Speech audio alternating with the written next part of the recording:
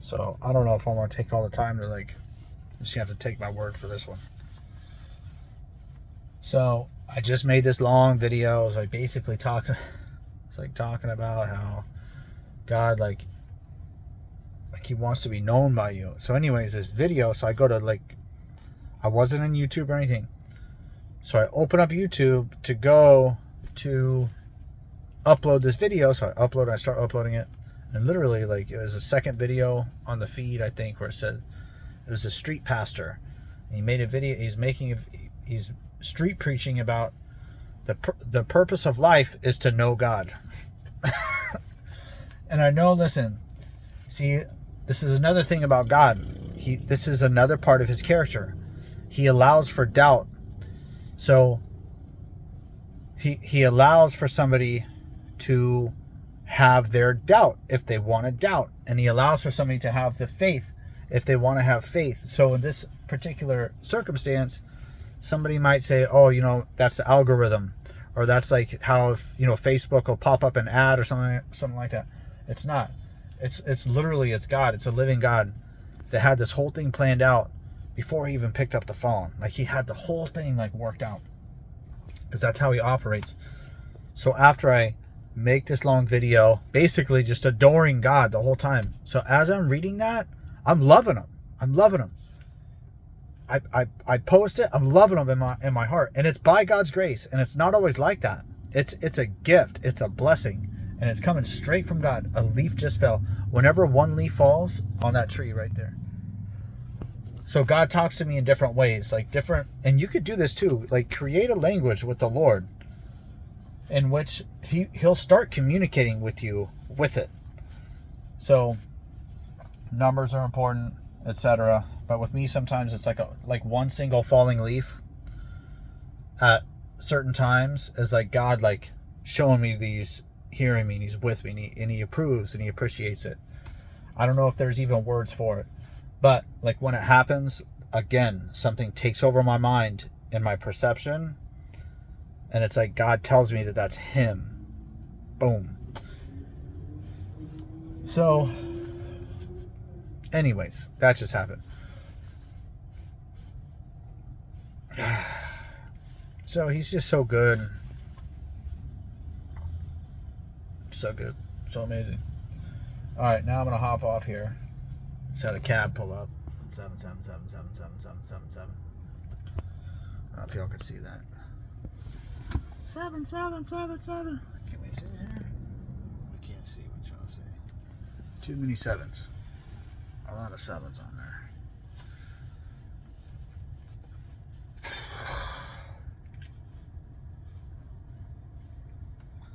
So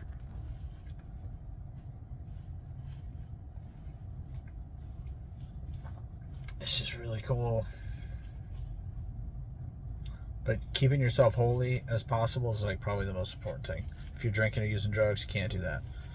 If you're fornicating, I mean, there are things that are like my human mind would consider less bad than other things. However, anything between you and God is not a good thing, especially if your heart's not right. Like if you're knowingly putting things between you and God and thinking it's okay and it's not that big of a deal, it's a pretty big deal. It's just a big deal. And we're human, and it's going to happen. So it's not any condemnation, anything. It's just a part of our human condition. Like it's going to happen. It just happened to me. It sucks. But it's also way better when you get that stuff out of the way. Like you're not missing anything in sin. You're really not. You're not missing anything. It's like, because the devil has stuff attached to it. So when you sin, say you see like a hot girl or something. Oh, I see this hot girl, and you think it's going to be like good. So much crap comes with that. It's not even funny. Like a bunch of just garbage. Not saying that the person themselves is garbage. It's because it's sin. It's because it's sin. The devil's going to attach a bunch of just crap to it.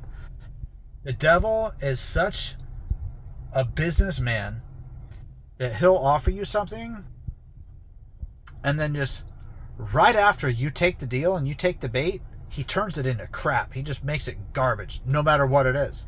Whether it's drinking, whether it's gambling, whether it's women, whether it's anything that you're putting between you and God and you're living in sin with, as soon as you take the bait, he's going to make it look good in the beginning, but as soon as you take the bait, it turns to crap. And then you're like dealing with all the crap with it. So you're not missing anything. And it's so refreshing when you get that stuff out of the way and you get to where you feel like you're good with God again, and you feel that connection, and you're actively reaching out to him, and you don't have the shame, you don't have any of that stuff. So the celibacy helps with that a lot, because it's going to give you more energy. You know who taught me that? Mike Tyson taught me that, because his trainer had him be totally celibate, not do anything, no release for like 5 years, something like that. And he was like, that's when I became an animal.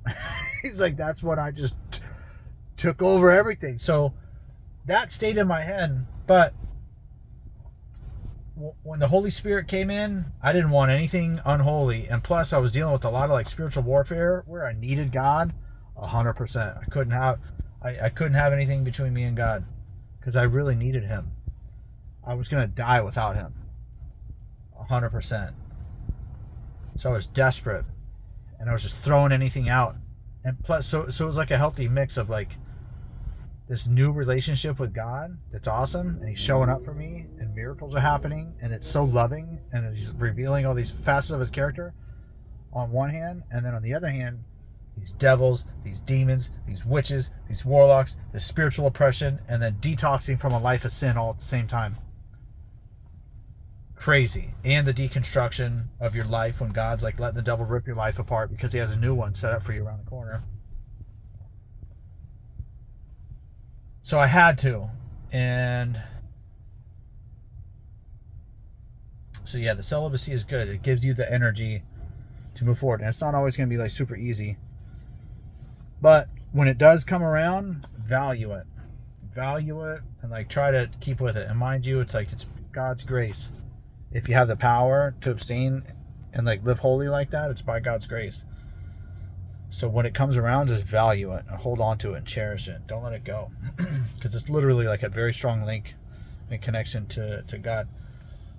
So I just want to pop on here about that video in the feed that right after I went to load this said the purpose of life is to know God. And I'm telling you, like I said, he's going to let someone doubt, and he's going to let somebody else see it as a miracle. Personally, I know what it is. It's like, it's God communicating. It's like him, it's his way of like giving me a report card with a gold star on it. You know what I mean? That's like how he rewards you. He'll reward you with miracles and his presence. Coincidences, miracles, and his presence.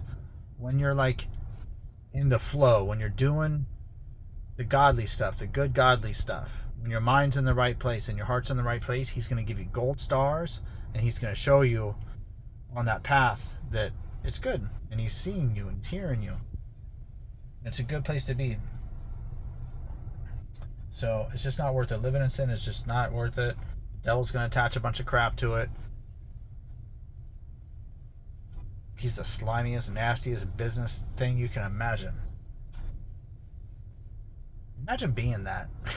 Imagine, I don't want to say like spend time like imagining that, but like what like a low level crappy personality to have, to just want to like swindle everybody, to be a constant trickster, to be a constant like bop you over the head type entity. It's just disgraceful. But that's like the best part, because like, okay, so God has all these good qualities and attributes. Okay, well the devil has a lot too. The devil has a lot of like all the nasty stuff. All of it. The Lord of the Flies. Like, you think about these devil worshippers and everything that they're into, it's just so disgusting. And it's like, it's all on that side. Like the disgusting, foul, oh my God, I couldn't even, like, I wouldn't even want to imagine any of that stuff. But that's what they're into. Because their dad's the devil. Their dad is like that foul, wicked, low life, trickster, got to get over on somebody. I mean, I hate to, like a loser. I don't know how else to say it. And it's just like, thank God that I'm a child of God. Thank the Lord. Thank you, Jesus. I don't care if the rest of my life is just so crappy. I don't even care. Just the satisfaction of knowing that I'm not on that side is way better than anything this world really has to offer. If you think about it. Just not being one of them is the best. Now, you take into account the blessings, how God has his eye on you, how God's literally moving you through all this. He's showing himself to you. He's inviting you to love him. All that. It's like, that's another really good part is it's not the material stuff. It's like God, here's another little piece of God's character. Like he'll do way more with way less. Like he'll do so much more with the simplest little things. So simple. So simple. He'll accomplish so much with such a small amount. But in a big way. It's like, that's another piece of his character. Like you'll just start learning all these things about him. And you have to understand, they're coming from something. So that's kind of like as far as my spiritual vision can see. But really, it just goes on and on and on. So that these little pathways and these little like beams of light that like God will shine a little piece of himself on you for a second. And you can like see, bing. Oh, that's how God, wow. That's cool. Wow, I never even like thought something could be so good. And like it's as far up as I could see, but really it just keeps going on and up forever. To where that's what I really enjoyed about what this pastor said. He's like, that's what heaven's going to be like. It's going to be like you're in a constant state of knowing more and more about God, and you're never going to know everything. And it's never going to like, it's going to be always satisfying, but it's always going to be like, you're going to want more. You're going to want more. Like I want more now. I always want more. God, I want to know everything about you. It's just the way it is. It's like a whole different type of addicting. It's like because it's just so impressive. It's so impressive. And the devil is just so like not impressive. The devil is just so like disgusting and just off-putting. It's like the worst smell you could ever like. It's just so gross that when you're not feeling that closeness of God, when you're not in that and being amazed by how awesome he is and the devil's around, and you're just like, God, get this thing out of here. Get this thing out of here. It's just so awful. Anyways. So, sin, it's no bueno. Because the devil, it's like you give the devil permission to like be in your life for a little while, and the devil is so disgusting. So disgusting. Once you get a taste for God and like having your body clear of demons and all that stuff, listen, when you go back and like have a little thing with the devil, it's just so awful. He's so disgusting, so nasty.